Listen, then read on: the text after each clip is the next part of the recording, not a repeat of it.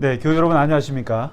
오늘 신명기 역사서 27번째 시간을 함께 공부해 보도록 하겠습니다. 우리가 지난주에 엘리야를 공부했지 않습니까? 엘리야가 갈멜산에서 얼마나 대단했으며 또 호렙산에서 얼마나 연약했는지, 그리고 이제 그가 얼마나 바알 우상숭배와 더불어서 그 아합 왕과 이세벨을 상대로 얼마나 치열하게 싸웠는지를 공부를 했습니다.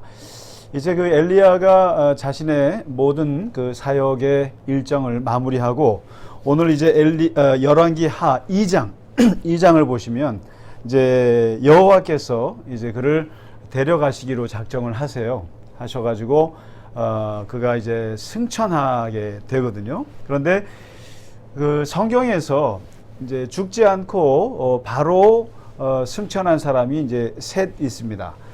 우리가 구약의 창세기죠. 에녹에 나오죠. 에녹이 나오고, 그리고 신약에 예수님께서 승천하셨습니다. 그리고 오늘 엘리야가 바로 그 주인공이죠. 그런데 에녹이 승천했다는 기록은 뭐 아주 간단합니다. 그냥 이렇게 그냥 뭐 특별한 묘사가 없어요. 그냥 죽지 않고 그냥 하나님께로 갔네 라고만 돼 있고, 예수님의 승천은 그 올라가시면서 이제 하신 말씀 제자들 앞에서 그 모습이거든요. 근데 이 엘리야의 승천의 모습은 아주 이 자세하게 2장 전체에 걸쳐서 그 승천 장면이 이제 묘사되어 있습니다. 아주 드라마틱하게 나와 있는데, 이제 엘리야가 이제 해오리 바람을 타고 이제 하늘로 올라가게 됐는데, 아무래도 그동안 한 이제 1-20년 되겠죠. 제자 엘리사를 이제 작별을 해야 되니까요. 그래서 이제 엘리사에게 본인의 승천을 보여주고 싶지 않았고, 그래서 이제 조용히 얘기합니다. 너는 여기 좀 있으라. 이제 어디 길갈이라는 곳에서 이제 둘이 길을 가다가 너 여기 있으라. 내가 하나님께서 나를 베델로 보내시느니라. 베델로 그럽니다. 이게 뭐냐면 이제 떼 놀려오는 거죠. 떼려고. 그런데 엘리사가 고집을 피워요. 내 맹세코 스승님을 떠나지 않겠습니다 하고 이제 고집을 피니까 베델로 갔다가 또 베델에서도 이제 너 여기 좀 잠깐 있어라. 하나님께서 나를 요단강으로 가라고 하시네. 그러니까 이제 요단으로 갑니다.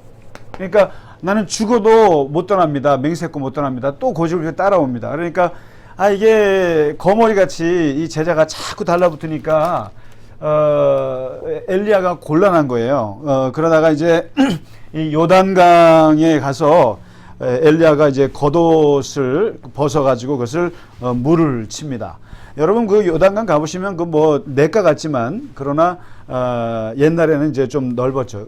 한강이라고 생각하시면 안 되고 그냥 시냇가 같습니다. 근데 어쨌든 거기를 물을 건너가는데 이제 겉옷으로 이렇게 물을 치고 이제 건너갑니다. 바로 여기서 우리가 장례식 때 요단강 건너가 만나리라는 게 바로 이 장면이에요. 그러니까 엘리사와 엘리야가 요단강을 물로 치면서 건너가는, 이게 이제 어떻게 보면 작별회거든요. 그래서 이제 요단강을 이제 건너가는데 이게 물이 이제 갈라져서요. 가는데 이때 엘리야가 엘리사를 떨어뜨릴 수가 없어서 이제 포기를 하죠. 포기를 하고 할 수 없이, 그러면 너 찰거머리처럼 이렇게 따라오냐? 그럼 너가 나한테 뭘 구하느냐라고 이제 내가 혹시라도 하나님께서 나를 데려가시기 전에 내가 너에게 뭘 해줄지를 구해라. 그랬더니 그 9절 말씀에 바로 엘리사가 당신이 성령이 하시는 역사, 그러니까 당신에게 하셨던 성령의 역사가 갑절이나 나에게 있게 하소서. 엘리야 그 갈멜산에서 그 기도했을 때 불이 내리고 또 비가 내리고 또 가뭄을 선포했을 때 가뭄이 오고 그리고 그 엄청난 그 엘리야에게 주었던 성령의 그 역사 능력이 나에게 2배로 주시옵소서, 갑절로 주시옵소서, 그거를 구합니다. 그러니까 엘리야가 너 참 곤란한 거 구하는구나. 그런데 아마도 하나님께서 나를 데려가는 것을 네가 보면 그것을 이루겠지만, 그러나 보지 못하게 되면은 아마 안 될 거야 하고 이제 합니다. 그러니까 그 말을 하고 그 두 사람이 길을 가는데 이제 불수레와 불병거 불말들이 이 두 사람을 이렇게 갈라놓습니다. 쫙 갈라놓는데 이 장면 한번 생각해 보십시오. 불수레 불말들이 두 사람을 갈라놓고 해오리 바람으로 엘리야를 이렇게 하늘로 이제 데리고 올라가는 겁니다. 그러니까 이제 그 장면, 기가 막힌 장면을 엘리사가 보고 내 아버지여, 내 아버지여, 그리고 이스라엘의 병거와 그 마병이여 하면서 소리를 치는 거죠. 소리를 치는데 이제 엘리야가 이제 올라가는데 거기서 엘리야의 몸에서 뭐가 떨어져요. 뭐가 떨어지는데 겉옷이 떨어집니다. 그래서 겉옷이 떨어지니까 엘리사가 그 겉옷을 주워서 입고 이제 엘리야는 하늘로 올라갔습니다. 올라가고 그 떨어진 겉옷 그것을 엘리사가 들고 다시 이것으로 물을 칩니다. 겉옷으로 물을 치니까 여호와는 어디 계시니까 하면서 물을 치니까 이게 물이 갈라집니다. 이리저리 물이 갈라지면서 엘리사가 건너가게 됩니다. 이게 무슨 말입니까?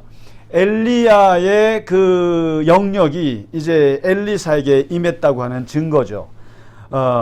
그런데 이제 재미난 것은 엘리사에게도 제자들이 있지 않습니까? 한 100여 명의 정도 제자가 있었는데 그 제자들이요, 요단강 주변 숲을 막 샅샅이 뒤지러 다니는 거예요.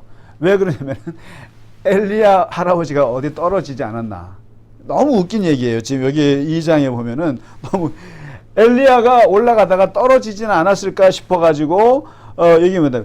여호와의 성령이 그를 들고 갔다가 어느 산에나 어느 골짜기에 던지셨을까 하나이다. 그러니까 못 믿는 거예요. 어떻게 사람이 승천을 할 수 있습니까? 그러니까 혹시 떨어지지 않았나 찾아보니까 그리고는 못 찾고 돌아옵니다. 그러니까 엘리사가 내가 가지 말라고 그랬지 않느냐. 스승 엘리야 선생님은 올라가셨다. 그러니까 이제 아주 재밌는 에피소드죠. 그러니까 마치 예수님이 부활하셨다 이것을 사람들이 믿지 못했던 것처럼 이 엘리야가 승천한 것들을 엘리사의 제자들은 믿지 못했던 것이죠. 이렇게 해서 엘리사가 엘리야의 그 영역을 이어받고 이제부터 엘리사의 이제 시대가 열리게 됩니다. 분명한 것은 엘리사는 엘리야의 제자로서 그 영향 속에 있는 사람이고 또 이제 철저하게 엘리야에게 모든 것을 배웠던 선지자인데, 그러나 실제로 엘리사의 시대는 엘리야의 시대하고 아주 구별됩니다. 아주 달라요. 그러니까 엘리야의 예언의 사역과 엘리사의 사역은 같은 스승과 제자입니다만은 전혀 다릅니다. 이게 사실은 사실 맞죠. 보통 보면 우리가 유명한 사상가들이나 또 어떤 뭐 예술가들이나 보면은 스승과 제자 보면은 큰 스승과 큰 제자들을 보면은 길이 달라요. 분명히 그 스승한테 배웠는데 보면은 다른 길을 겁니다. 뭐 보면은 언어학자 촘스키 보면 그 밑에 레이코프 같은 그런 학자들 보면은 스승하고 다릅니다. 그 배웠는데도 그리고 많은 그 제자들이 스승하고는 이제 다른 길을 걷는데 엘리사도 마찬가지입니다. 완전히 엘리야에게 영감을 달라고 그렇게 해서 겉옷을 이어받았지만 똑같이 하진 않습니다. 전혀 다르게 하는데요. 이제 먼저 엘리사가 오늘 보시면 엄청난 기적들을 행합니다. 그러니까 엘리야는 보면은 이제 갈멜산 기억 딱 그거 하나 기억 남잖아요. 그다음에 불 내리는 거, 물 내리는 거. 가뭄 선포한 거, 또 과부의 집에 가서 도와준 거, 그 정도잖아요. 근데 엘리사의 그 기적은 그야말로 엘리야가 했던 것의 갑절이에요. 첫 번째 기적이 뭐냐면 물을 그 성읍에 더러워진 물의 수질을 개선해 주는 일을 합니다. 그러니까 동네에 그 물이 너무 나빠가지고 물 근원에 가서 소금을 뿌려서 거기를 깨끗하게, 어떻게 보면 환경 정화가 첫 번째 기적입니다. 이게. 그러니까 이게 엘리야의 첫 번째 기적은 뭡니까? 가뭄을 선포해서 이스라엘 그 전 국민들이 어려움을 겪게 하는 거잖아요. 왕부터. 근데 엘리사는 그 사는 성읍에 물을 수질을 깨끗하게 해주는 거, 대조적이죠. 두 번째 엘리사의 기적은, 기적이라고 말하기는 그렇고 하나의 이제 그 참 잔인한 에피소드입니다만은, 대머리였나 봐요. 엘리사가 대머리였는데 이 대머리인 엘리사를 아이들이 놀렸어요. 놀리고 뭐 대머리 하니까. 근데 이제 이 엘리사가 저주를 합니다. 그랬더니 곰이 나와서 아이들을 42명을 잡아먹습니다. 그래서 이거를 이제 어떻게 보면 뭐 대머리 조롱 사건이라고 하는데, 이런 그 에피소드가 있었고요. 그만큼 이제 그가 저주하는 것은 곧바로 이루어지는 거였죠. 그 다음에 세 번째 기적 사건은 뭐냐면, 엘리야는, 그 스승 엘리야는 아합 왕과 아합과 아하시아 22년, 24년, 그러니까 24년 동안 아합과 아하시아라는 두 왕을 상대했다면은, 엘리사는 북이스라엘입니다. 그 여호람, 오므리 왕조의 마지막 왕 여호람과 그 다음에 오므리 왕조를 무너뜨린 예후 왕조, 예후 28년, 그 다음에 여호아스 17년, 또 요아스까지 16년. 무려 이게 몇 년입니까? 하여튼 28년, 17년이니까 45년에다가 거의 50년 넘게 4명의 왕을 상대합니다. 4명의 왕을, 북이스라엘이에요. 그러니까 아주 장기간 동안 사역을 하는데, 이때가 남과 북이 사이가 좋을 때였습니다. 이거 남북 화해 시대라고 하는데, 이때 이제 남쪽에 여호사밧 왕이랑 북쪽에 여호람 왕이 같이 합세해서 아람과 대결을 할 때, 전쟁을 할 때, 전쟁터에서 물이 다 떨어지고 물을 공급받을 수 없을 때, 전쟁터에서 물을 공급하는 기적을 보여줍니다. 그 엘리사가요. 그렇게 해서 전쟁에서 이제 어려움 당하지 않도록 도와주고요. 그리고 네 번째 엘리사의 기적은 죽은 제자의 아내가 있었습니다. 죽은 제자의 아내, 뭐냐면 엘리사가 한 100여 명의 제자들을 거느렸다 그랬지 않습니까? 제자들을 키우고 이제 선지자 학교를 운영을 했는데, 그때 그 제자 중에 죽었어요. 그래가지고 그 아이들이 이제 굉장히 어려움을 당할 때, 먹고 살기 어려울 때, 그 기름병 하나를 가지고, 주변에 있는 기름병을 다 가져와라. 가득 가져와라. 그리고는 그 있는 기름을 붓는 거죠. 그래서 기름을 가득 수십 병을 만들어서 그것을 팔아서 생활비를 하는, 그렇게 해서 이 가정을 살리는 그런 기적을 베풀었고요.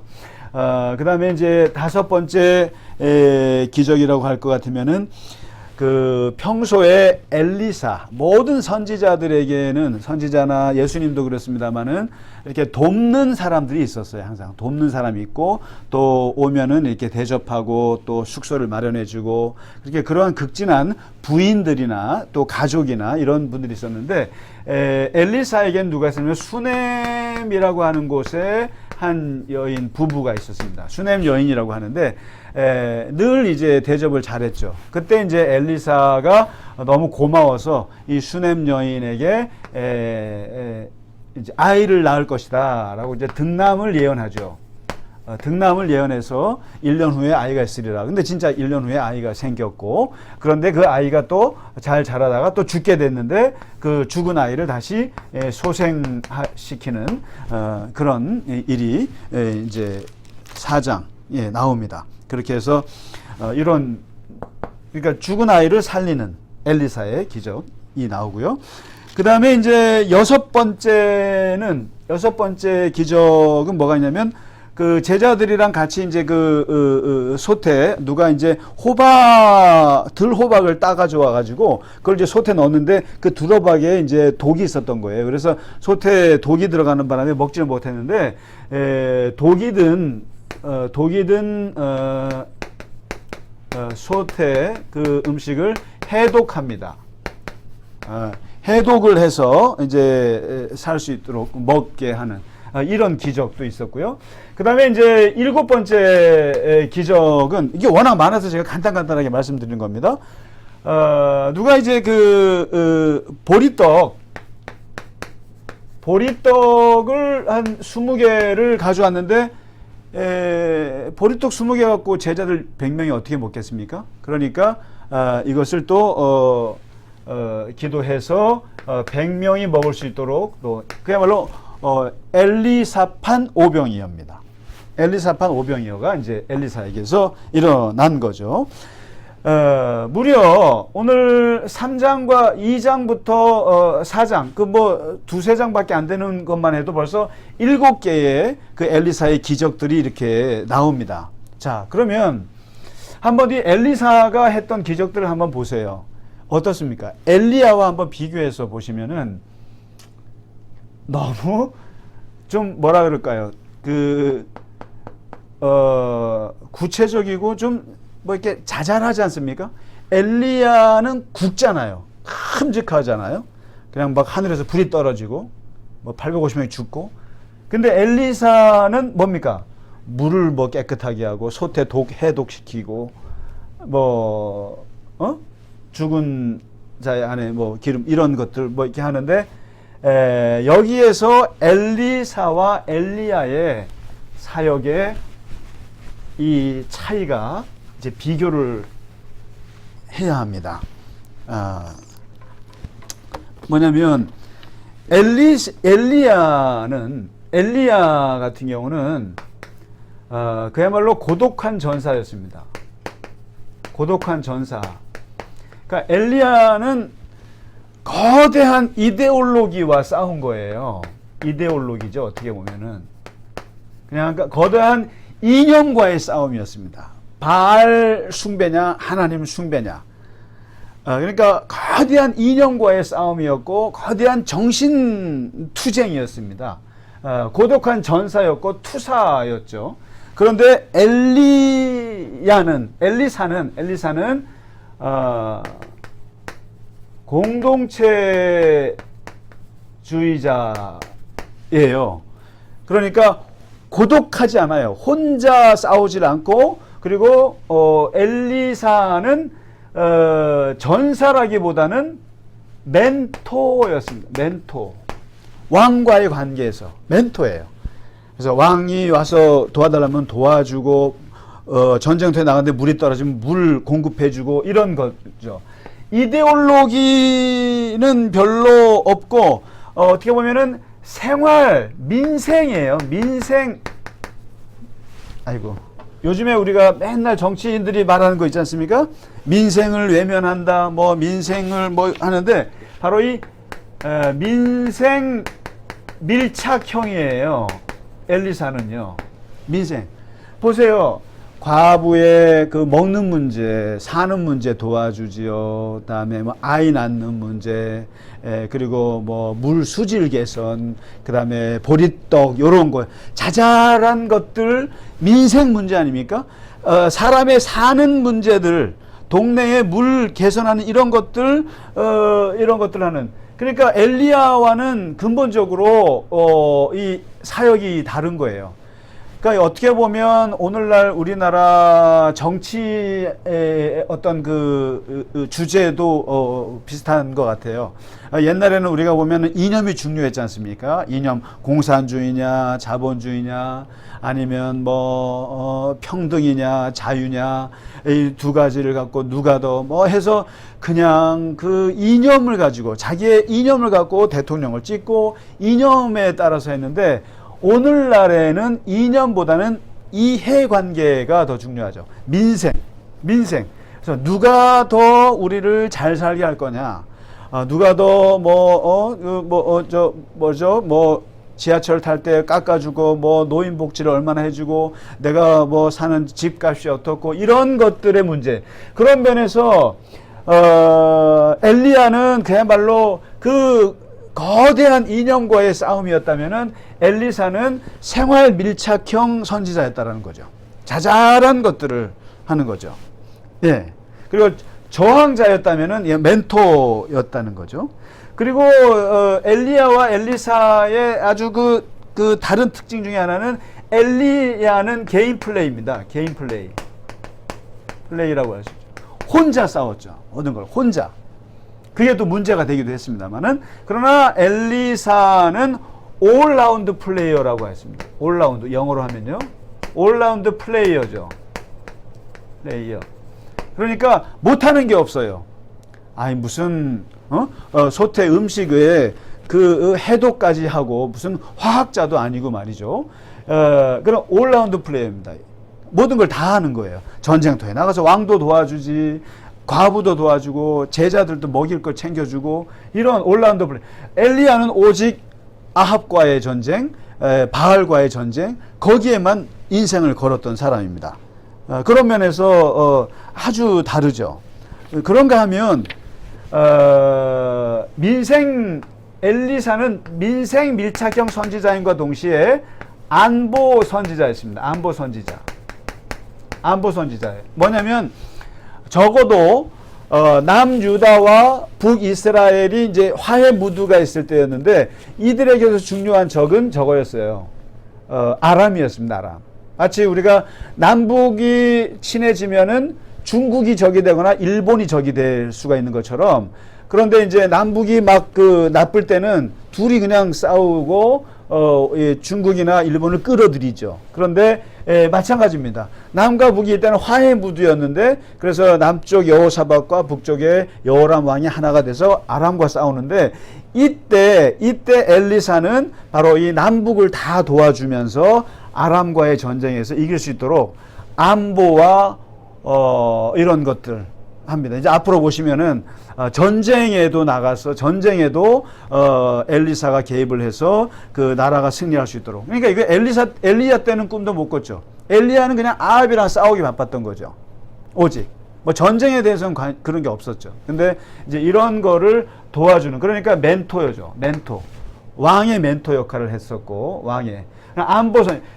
민생 밀착형 선지자요, 안보 선지자였는데, 심지어는 안보뿐만 아니라 외교적으로도 아람과의 관계에 있어서도 그 아주 기름을 이렇게 칠하듯이 그러한 그 역할을 합니다. 그게 바로 오늘 5장에 나옵니다. 오늘 이제 그 핵심장인데요. 바로 나만 장군이라는 사람이 등장합니다.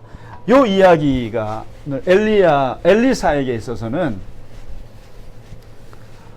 나라를 지켜주기도 하지만 남의 나라 장수의 병을 고쳐줌으로써 아람과 이스라엘 사이에 윤활유 같은 외교 역할까지 하는 거죠. 그러니까 올라운드 플레이어 맞습니다. 엘리사는 대단한 선지자죠. 어떤 면에서. 근데 이 나아만 장군이라는 건 여러분 잘 아실 겁니다. 아마 여기서 보면 나아만 장군이 아람의 국방부 장관이거든요. 군대 장관인데 전쟁 영웅이죠. 그런데 나병 환자입니다. 한센인이죠. 한센인. 그러니까 낮에는 갑옷을 입고 나가서 전투를 잘하고 밤에는 돌아와서 거울 앞에, 그때 거울이 어땠을지 모릅니다만은 자기 얼굴을 보면서 슬퍼했던 그런 그 인생의 그 어두움이 있는 사람이었는데, 그 사람이 자기의 적대국인 이스라엘에서 전쟁 포로로 끌려온 여자아이가 엘리사를 소개해 주죠. 근데 사람이 힘들면 지푸라기라도 잡는 심정인데 그 용한 선지자가 있다는 말을 듣고 모든 걸 짐을 싸고 엘리사를 찾아가지 않습니까? 찾아가서 엘리사에게 이제 병을 좀 나으려고 갔는데 여기서 그 나아만 장군의 모습과 이 치유 과정을 보면은 아주 중요한 신앙의 포인트가 나옵니다. 왜냐하면 엘리사가 온다는 얘기, 엘리사는 나아만이 온다는 얘기를 듣고 나아만을 만나주질 않습니다. 만나주질 않고 그 사환 게하시를 통해서 메시지만 줍니다. 말씀만 줍니다. 뭐냐면 요단강에 가서 7번 씻어라. 이게 전부였거든요. 근데 나아만 장군 입장에서는 그게 굉장히 기분이 나빴습니다. 굉장히 기분 나빠가지고 얘기를 하는데 분노하면서 말하는 그의 말 속에 이방인들이 생각하는 그 종교관념이 나옵니다. 한번 볼까요? 5장 10절에 보면은 10절에 바로 이게 기독교 신앙이라고 하는 것은 말씀입니다. 그러니까 요단강에 가서 7번 씻으라는 말씀. 이게 어떻게 보면 유대교나 기독교의 본질이죠. 하나님의 말씀이면 된다. 기적은. 그런데 이 아람 사람이었던 나아만은 뭐라고 말하냐면은 첫째, 내 생각에는 이제 자기 생각을 밝힌 겁니다. 그 내 생각이 뭐냐면은 내가 병이 나으려면 그가 내게로 와서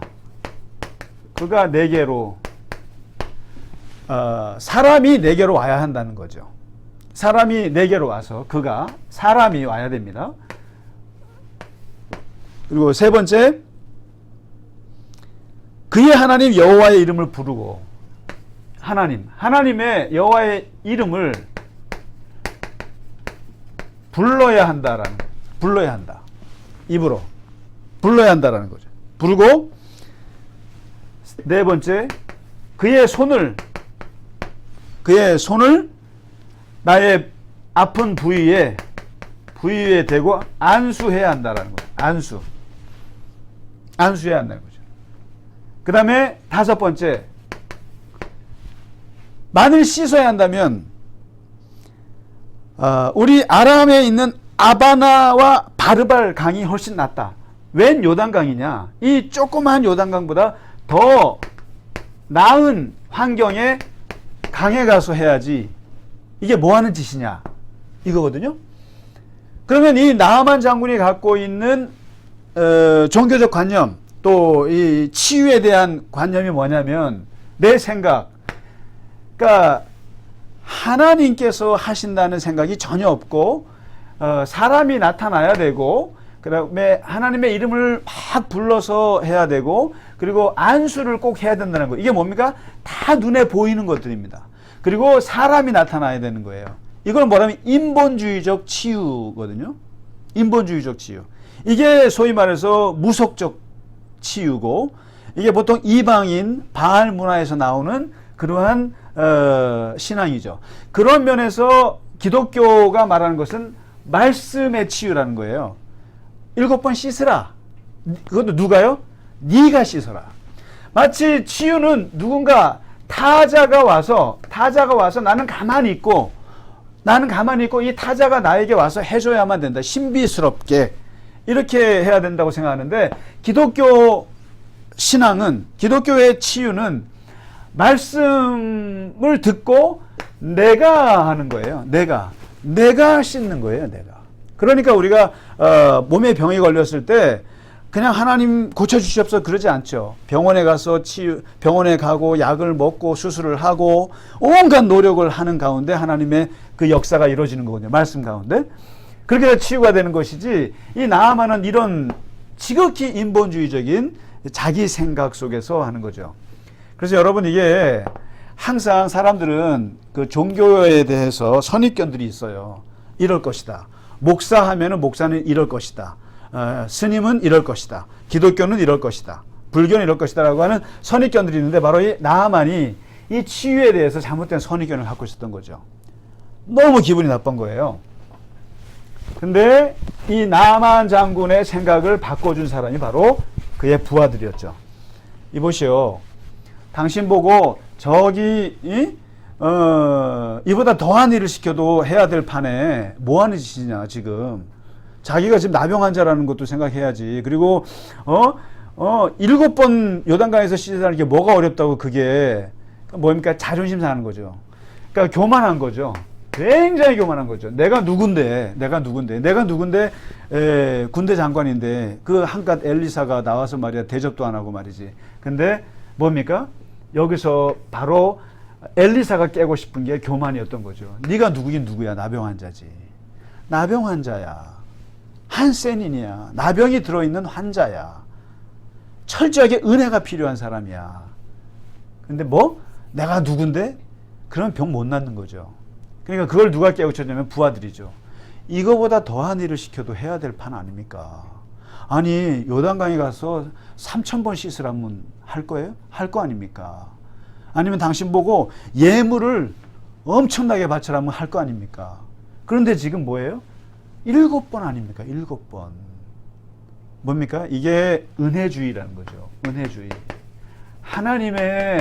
하나님의 치유는 전적인 하나님의 노력이지 인간의 인간의 공로라는 게 그렇습니다.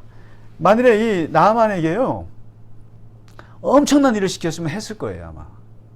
뭐 사람들을 포로로 와서 뭐 몇백 명 잡아오라든가 희생양을 몇천 마리 바치라든가 그러면 했을 거예요. 인간의 공로로. 근데 하나님은 이런 공로 필요 없다는 거죠. 7번만 씻어라. 결국 여기서 이제 하나님의 은혜 가운데 7번을 씻고 병이 낫게 되거든요. 그리고 이 나아만이 병 고침을 낫고 완전히 그냥 엘리사에게 푹 빠집니다. 푹 빠지는데 여기서 두 번째 주제가 하나 나옵니다. 엘리사에게 이제 그 치유를 그렇게 받고 나서 나아만이 이제 개종을 하고 싶은 거예요. 유대교로. 이때는 유대교가 아니죠. 어쨌든 여호와 신앙으로 개종을 하고 싶은 거예요. 여러분 유대교 신앙은 언제 생겼냐면은 사실은 포로기 이후에 생겨난 게 유대교입니다. 그러니까 요 당시에는 유대인이라는 말은 없는 시대입니다. 요때는. 그러니까 이제 남북이 다 망하고 나서 바벨론의 포로로 끌려가서 그때 바벨론에 끌려간 유대인들, 그때부터 이게 주스라는 유대인이라는 말이 나온 거기 때문에 요 상태 나아만 때는 무슨 유대교가 있었던 건 아니에요. 다만 우리가 지금 볼 때 이게 이제 이걸 전체를 유대교로 봐서 그렇지. 아무튼 여호와 신앙으로 돌아가고 이제 개종하고 싶은데 자기의 처지를 말합니다. 내가 왕의 측근이다 보니까 고국으로 돌아가면 항상 왕이 그 신전 앞에 가서 무릎을 꿇고 하는데 제가 옆에서 같이 무릎을 꿇어야 합니다. 어떻게 하면 좋겠습니까? 라고 이제 상담을 합니다. 그때 엘리사가 했던 말이 5장 19절이에요. 뭡니까? 너는 평안히 가라. 입니다. 너는 평안히 가라. 이게 뭘 말합니까? 신경 쓰지 말고 하라 이거죠. 이게 여러분 집에서 제사를 지내셔야 되는 분들이 있잖아요. 내가 교회는 다녀야 하지만 내가 할 수 없이 부모님 영전에 무릎을 꿇고 제사상을 차리고 이렇게 제사를 드려야 하는 그러한 사람들이 교회에 와서 목사한테 와서 내가 어떻게 해야 합니까? 그러면 제가 뭐라고 할까요? 엘리사의 답을 합니다. 평안하게 하십시오. 여기서 엘리사가 네가 하나님께 은혜를 받았는데 어떻게 우상 앞에서 무릎을 꿇어? 이렇게 얘기 안 했어요. 안 하고 평안히 가라. 뭐예요? 그냥 마음 편히 네 할 일을 하라 이거죠. 가서 무릎 꿇을 거면 꿇어라. 거기에 대해서 엘리사가 노타치했다는 겁니다. 이게 바로 이방 문화 속에 할 수 없이 사는 사람들에게 할 수 있는 그런 이 기독교의 관용이에요. 어떻게 보면 관용이고 이게 너그러운 마음입니다. 그리고 때가 되면 무릎 꿇지 않을 때가 옵니다. 거기다 대고 무릎 꿇으면 안 돼라고 엘리사가 말하지 않았다는 거예요. 이게 중요한 태도입니다. 사실 저도 개인적으로 신학교를 다니면서도 아버님 제사상에 4년을 절을 할 수밖에 없었던 시절이 있었습니다. 왜냐하면 형님이 돌아서지 않았기 때문에. 근데 그때 사람들이 가족들이 오해를 했죠. 아이 신학생인데. 근데 그렇지 않습니다. 가족들의 그걸 맞춰줬습니다. 그러나 때가 되니까 형님이 돌아오고 다 무릎을 꿇지 않아도 되는 때가 옵니다. 거기에 대해서 이래라 저래라 한다고 해서 되는 게 아니거든요.